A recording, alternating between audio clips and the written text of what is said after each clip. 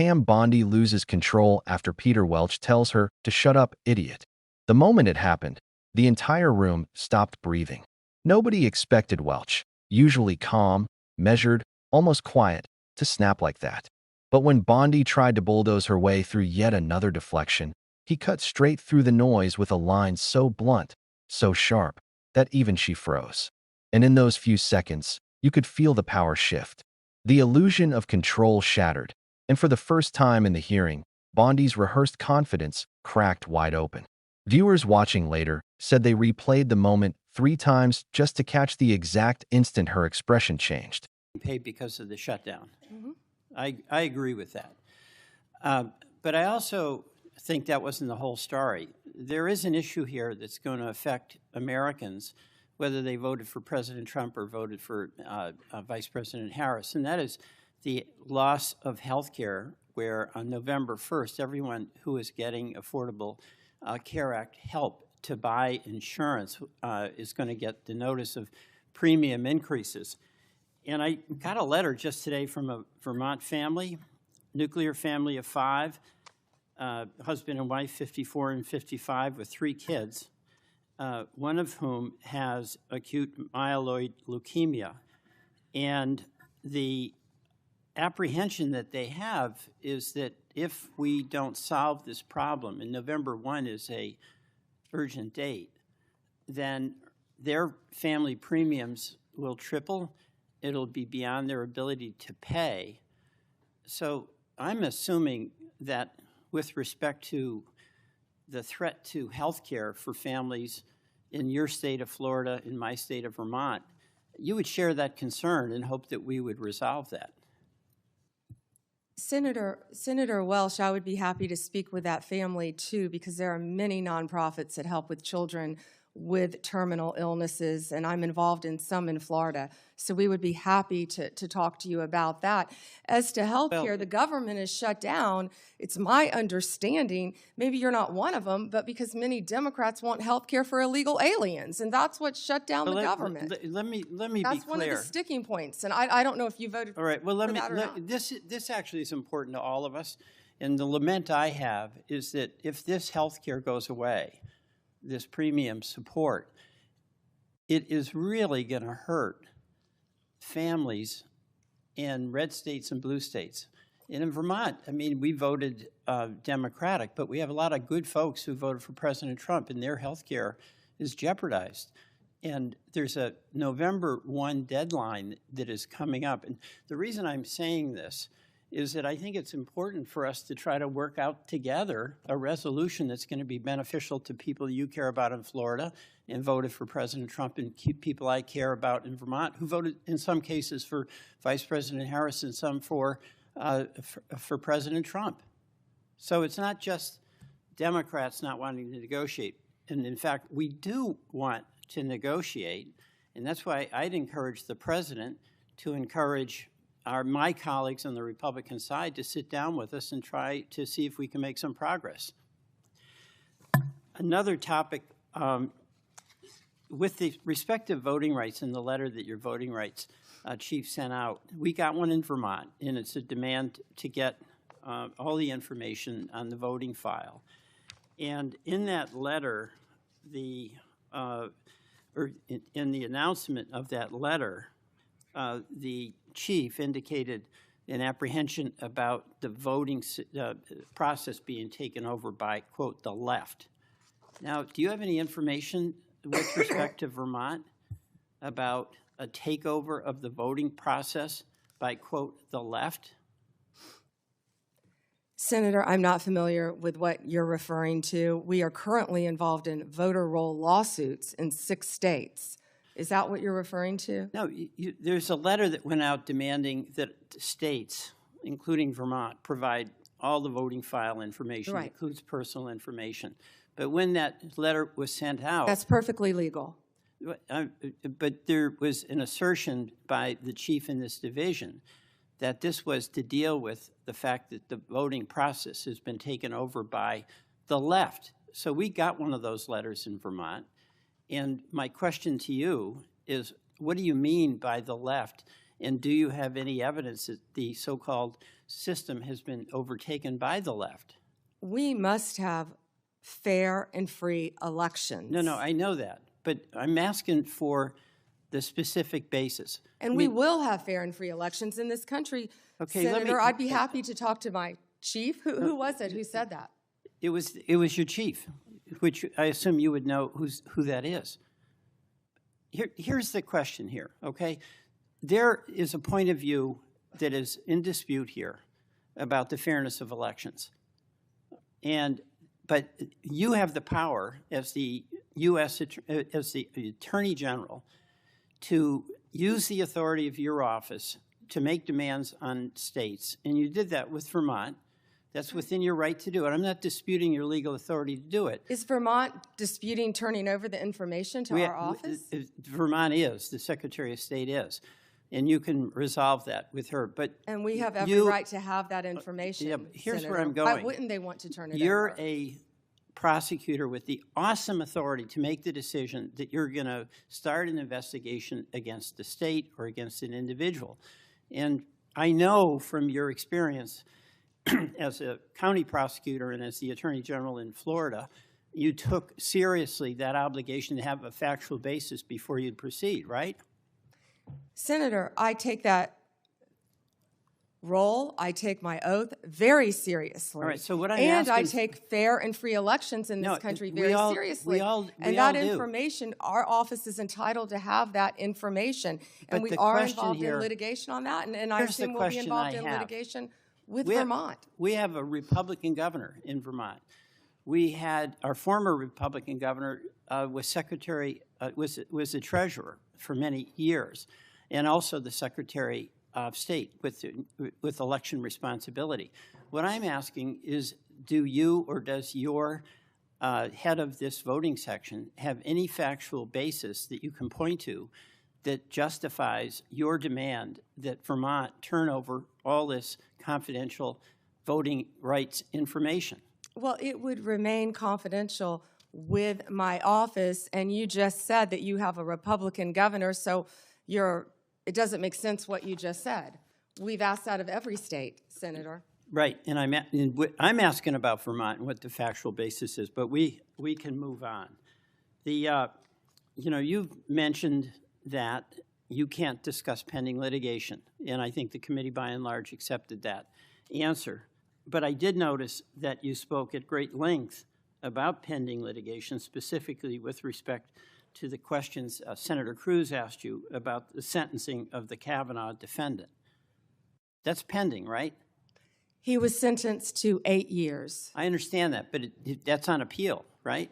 We will be appealing. Right, so that makes it pending litigation. So you made an exception with respect to the Cruz questions. Hold on. No, but you didn't answer any of the questions that you said were pending at litigation from any of my colleagues. Those were facts that came out at the sentencing hearing. You're welcome to see the transcript of the sentencing hearing I understand with all the that. gruesome details of what they threatened to do to Justice Kavanaugh and other justices. I condemn what that person did. That was the sentencing.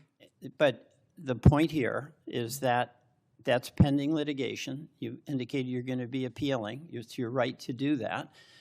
And you would not, you use that justification to not answer many other questions. Justification? You're an attorney, Senator. Okay. You realize that. I do want to go back to Homan. You know, there's a tape, right, with Mr. Homan? I mean, first of all, is there a tape that has audio and video of the transfer of the $50,000? You would have to talk to Director Patel about that.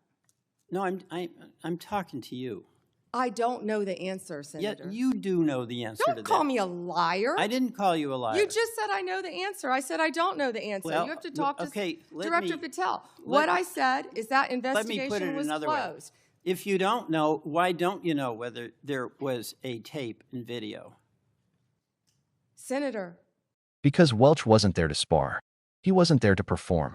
He was there to expose every dodge, every contradiction, every half-answer she thought she could get away with.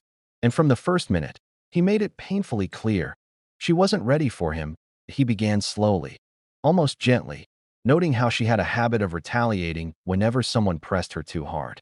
It was a polite observation, worded carefully, almost like a warning shot. But behind it was a message she couldn't miss. He'd seen her tactics, he wasn't impressed, and he wasn't going to play along. She smirked at first, giving the same polished smile she'd flashed at every tough question that day. But Welch wasn't smiling. He'd waited patiently for his turn, listening as she dodged, twisted, and hid behind scripted talking points. Now it was his moment, and he wasn't wasting a second. He started with something she herself had brought up, the strain on federal workers who weren't being paid because of the shutdown. She agreed, but he immediately pointed out what she left out. This wasn't just about paychecks. This was about something far deeper. Families in every state facing a healthcare collapse that could wipe them out financially overnight. The switch in tone caught her off guard. And Welch wasn't reading headlines. He had receipts. He pulled out a letter from a family in his state. A couple in their mid-50s with 3 kids, one of them battling a severe medical condition. Their insurance premiums were about to triple. Not rise. Triple. And they were terrified. Bondi tried to pivot, immediately dragging the discussion into immigration talking points, claiming the shutdown was caused by Democrats wanting health care for people who weren't citizens. But Welch didn't even dignify the attempt. His voice tightened, and he reminded her, this wasn't about political games. This was about real people, real families, who would lose everything if the support system they relied on collapsed before November 1st. He emphasized that this crisis wasn't about red states or blue states. It was about human lives, and she still tried to turn it into a partisan blame fest. But Welch wouldn't let her drag the conversation away. He pulled it right back to the truth. Both sides needed to negotiate, and the president needed to push his party to sit down at the table. You could see her irritation growing. Her answers began to stiffen. Her interruptions increased. The calm facade wobbled. And that shift became even more obvious when he moved to the next topic, a topic she absolutely did not want to discuss. He brought up the letter her office sent demanding detailed voting information from his state. Not just general data, personal information, addresses, full records. And he noted that when the letter went out, her own voting rights official claimed it was necessary because, quote, the voting system was being taken over by the left. Welch asked her a simple question. What evidence did she have to justify that accusation? Silence. Then a vague deflection. She claimed she didn't know what he was referring to. He reminded her that it was her own division. She pivoted again, talking about lawsuits in 6 states. He reminded her the question was about his state. She said the information was legitimate to request. He reminded her she still hadn't given a factual basis. She insisted her office had the right to demand the data. He reminded her that wasn't the question. And you could feel her frustration boiling. He wasn't letting her off the hook. Not with generalities.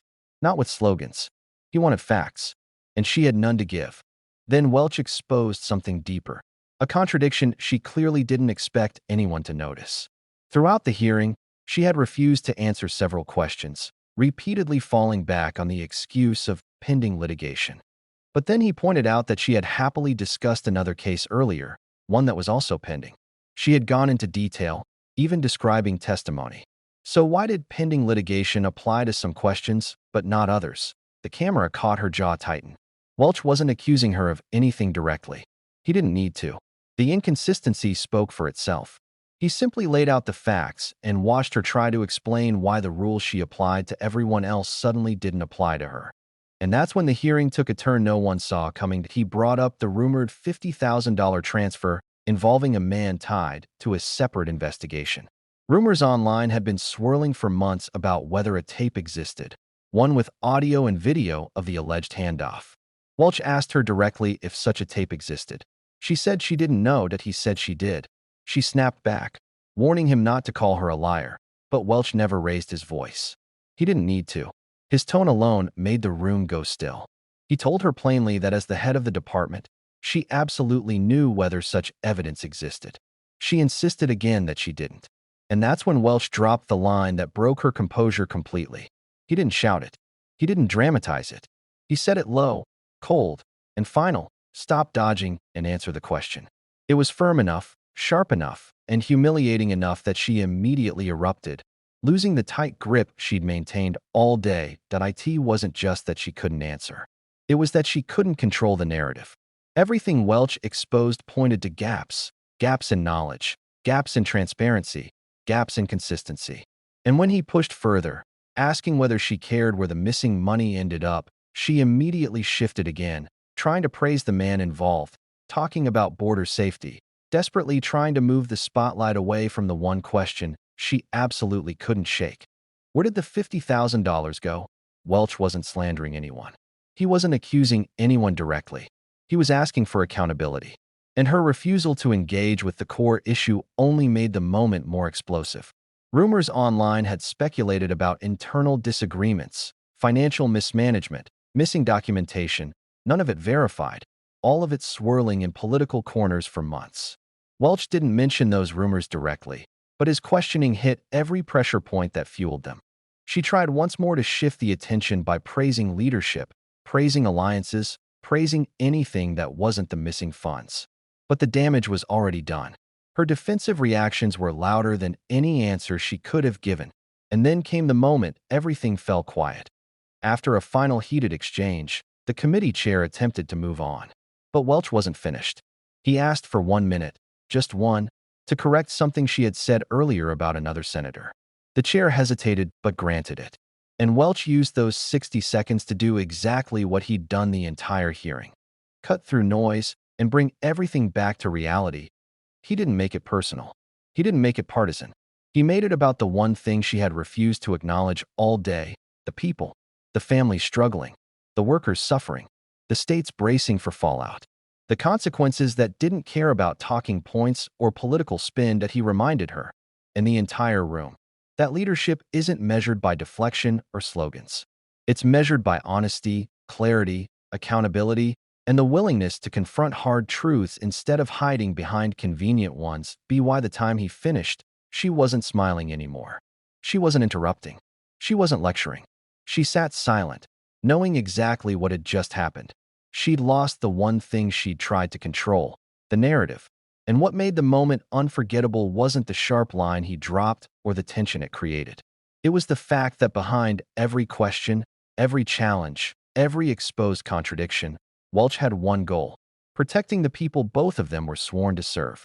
And that's what made his entire exchange land with such force. Because in that room, spin finally met substance. And substance won. If you enjoyed this breakdown and want more deep dive coverage of the biggest moments happening inside these hearings, make sure to hit the like button, subscribe, and turn on notifications. Trust me, you don't want to miss what's coming next.